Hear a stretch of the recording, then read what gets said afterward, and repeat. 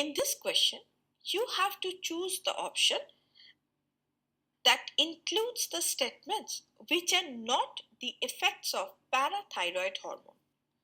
Now, A stimulates the process of bone resorption. Now, it is the effect of parathyroid hormone.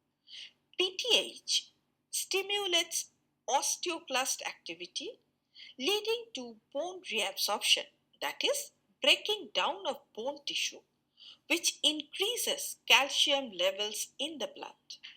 Now, statement B decreases calcium level in blood. It is not an effect of PTH, that is parathyroid hormone.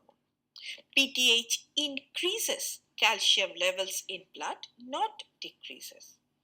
Statement C reabsorption of calcium by renal tubules. It is an effect of parathyroid hormone.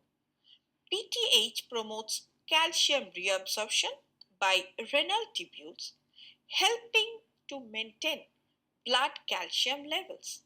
Statement D decreases the absorption of calcium from digested food. It is not an effect of PTH.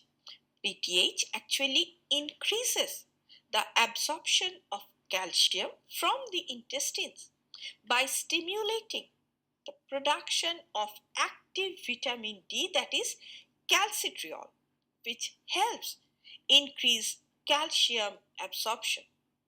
Statement E increases metabolism of carbohydrates. It is not an effect of PTH. PTH primarily regulates calcium and phosphate metabolism and not carbohydrate metabolism. Therefore, statement B, D, and E are not effects of parathyroid hormone. Hence, the correct answer is option A. Option B, C, and D are incorrect, as these includes incorrect combination of statements.